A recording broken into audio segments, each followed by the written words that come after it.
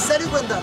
Salut, bonjour. Comment vas-tu? Eh bah très bien, on vient on reprend quoi, jeudi. On est un peu chez toi là sur cette scène. Ouais, vous êtes sur ma pastille. C'est Exactement, c'est ma pastille. L'aventure Saturday Night Fever, c'est quels adjectifs pour décrire cette première semaine qui s'est passée? Première semaine qui s'est passée, je dirais, mais sans négatif, épuisante. Parce que forcément on accouche d'un spectacle après un mois et demi de répétition très intense, enfin, moins d'un mois et demi. Magique, parce que les réactions sont là et on pouvait les espérer, les imaginer, mais on n'avait aucune certitude. Exceptionnel, beaucoup d'amour, que ce soit de la troupe ou du public, donc incroyable. C'est quoi les plus beaux compliments que tu as reçus pour l'instant? Les plus beaux compliments que j'ai reçus, bonne question. C'est que les gens, et alors si je sais, c'est qu'il y a une dame vraiment en dédicace qui m'a dit, qui était dans un état vraiment très exalté. Enfin moi j'étais assez heureux de voir ça, tout sourire, qui me dit vous m'avez fait oublier tous mes soucis vraiment pendant 2 heures, je vais revenir, vraiment c'est cool. Donc ça c'est vraiment, quand ce qu'on fait peut servir à quelque chose, c'est encore mieux. Est-ce qu'on t'a déjà beaucoup demandé, mais c'est quoi le pitch de Saturday Night, l'histoire? Alors l'histoire de Saturday Night Fever, écoute, c'est le film, hein. C'est pas si dur que ça en fait. Après il y a d'énormes messages, que ce soit positifs mais culturels aussi, tu vois, ethniques. On est à l'année 1977, tu vois, donc une famille italienne, donc il y a un peu de machisme. Il y a aussi la place un peu donc de la femme dans la société, des conflits un peu ethniques entre les gangs, tu vois. Donc c'est un peu ça, et puis c'est surtout l'histoire d'amitié, d'amour, de travail entre Tony et Stéphanie, voilà, joué par Fauve et Nicolas. Toi, quel est ton rôle alors, précisément? Alors moi je joue le rôle de Monty, qui existe dans le film, mais c'est un rôle minuscule dans le film. C'est le DJ de l'Odyssée 2001, donc la boîte dans laquelle ils font le concours de danse et puis ils viennent s'amuser le samedi soir.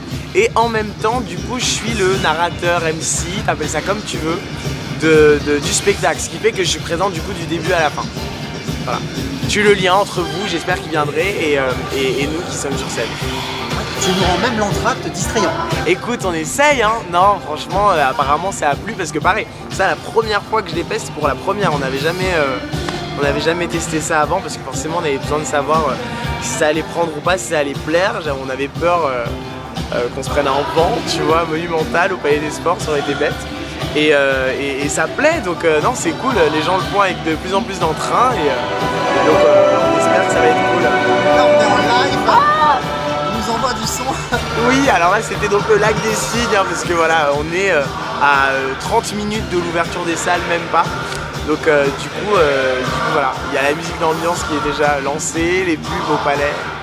Alors toi t'as 21 ans, t'as pas connu la fièvre du samedi soir. Comment tu t'es immergé, baigné dans cette atmosphère, cet univers? Je me suis baigné en regardant déjà le film, en me documentant un petit peu et en posant des questions à mes parents, par exemple, comment c'était. Et puis surtout, moi j'essaye d'y mettre ma fraîcheur, en fait, justement. Je pense qu'il n'y a pas besoin qu'on se déguise, je pense qu'on peut être sincère tout en ayant nos vêtements. En fait, je pense que je le ressens comme ça, en tout cas. Je me dis pas je me déguise en quelqu'un des années 80, je me dis vas-y, je fais l'histoire, et puis elle se passe dans les années 70-80 et c'est cool parce que voilà, des paillettes de partout, de la positivité, des gens qui s'assument, tu vois, la fête. C'est très moderne.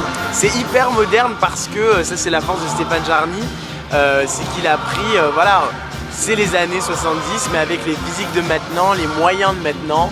Donc voilà, tu vois Nico qui fait un John Travolta musclé, tatoué, beau gosse et tout, pauvre, que vous connaissez tous, qui reste hyper authentique dans le rôle de Stéphanie. Donc voilà, on est sur... Et puis moi qui parle aussi, j'ai dû gommer beaucoup d'expressions, hein, je t'avoue, ouais. Beaucoup de verlan, mais j'essaie quand même de rester qui je suis. Alors quelle émotion, est-ce que tu arrives à analyser l'émotion que tu as sur scène? L'émotion que j'ai... Waouh, bonne question. Ça dépend, tu sais, en fait, c'est dingue quand on arrive à être vraiment en connexion totale avec les gens, c'est-à-dire à ressentir la même chose au même moment, parce que souvent, surtout pendant les premières, on est hyper concentré. Donc ce qu'on est en train de dire, on est déjà en train de penser à la scène d'après, parce que mon Dieu, attends, c'est quoi le texte, c'est quoi le pas, c'est quoi le déplacement, je sors par où et tout. Et là, plus ça va, plus on se détend, plus on incarne le spectacle, le personnage. Et c'est ça, et donc plus ça va, plus on se sent juste porté. Par exemple, typiquement dimanche, on a 2 shows, et comme je te dis, on était un peu fatigués. On a été complètement porté par le public qui lui était hyper au taquet, et du coup nous ça nous a donné une dose d'énergie et un coup de fouet pour repartir de plus belle. J'adore cette petite troupe, tu sortais de Résiste, t'as même pas eu le temps de faire un break, on peut dire? Non, pas du tout. Alors là, ça a été assez dur, je t'avoue. Non mais c'est merveilleux, tu vois, c'est juste rêver. Stéphane, le metteur en scène, puis Bruno Berberet surtout, qui m'appelle sur la 2e tournée de Résiste pour me proposer le rôle, et ça s'enchaîne super bien parce qu'en fait j'ai fait la dernière de Résiste, c'était le 23 décembre. Le 24 décembre j'étais déjà en répète pour ce projet jusqu'au 9 février, donc j'ai pas eu de pause du tout, mais ça a été un peu rock'n'roll au début de passer d'un chorégraphe à un autre, tu vois, d'un metteur en scène à un autre, d'un univers à l'autre complètement, mais surtout ouais, la vraie variété française à la musique internationale. Mais en même temps, voilà, moi je me sens enrichi à fond. En plus, je pense que j'ai pas encore tout vu et tout ressenti. C'est vrai que parfois je me pose et je me dis, ouais, j'ai énormément de chance parce que je travaillais en même temps, je suivais ma scolarité, tu vois. Ton point de scolarité, à quel moment tu... En fait, j'ai vraiment commencé à travailler sur ado à 16 ans. Donc j'étais à l'internat et en même temps j'étais en internat au Mans en fait, au collège et lycée, enfin là c'était du lycée du coup, et puis en même temps donc je jouais à Paris, et puis des tournages comme Les Profs, le film, tu vois, et d'autres choses pour Arte et tout, et du coup c'est là qui étaient très compliqués à gérer, tu vois, c'était mon rythme scolaire et les allers-retours entre Paris, Le Mans et tout, mais en même temps c'était passionnant, enfin moi du coup j'avais une vraie double vie. Et moi qui étais, voilà, pour moi l'école c'était un calvaire, tu vois, parce que j'avais l'impression, les profs ne comprenaient pas, les élèves non plus, tu vois, à l'internat en plus, ils ont un peu plus la main mise sur toi, tu vois, donc c'était pas forcément facile à faire, et puis personne ne croyait, enfin personne ne croyait en moi, entre guillemets, tu vois, c'est que ils étaient tous sur, oui, c'est cool, mais bosse, hein, le bac, parce qu'on sait jamais et tout, et ils avaient pas tort, mais ils m'encourageaient pas du tout. Et puis bah voilà, je me suis fait... J'ai travaillé, ouais, j'ai redoublé ma terminale. Hein? C'est beaucoup de travail. Oui, c'est énormément de travail, mais même travailler l'école, quoi, parce que j'étais vraiment... En fait, comme j'étais énormément absent, j'ai dû louper 4 mois de cours en première, 4 mois de cours en terminale, enfin pareil. Tu retapes ta terminale et après, donc, qu'est-ce qui se passe? Je retape ma terminale parce que du coup, j'étais pas dispo, non mais c'est un truc de ouf, j'étais pas dispo pour passer mon bac, en fait, j'étais en tournage. Donc du coup j'ai un médecin très conciliant qui me prescrit une otite aiguë de je sais pas quoi, et qui fait que je peux repasser mon bac l'année d'après en passant que les matières que j'avais pas passées en fait.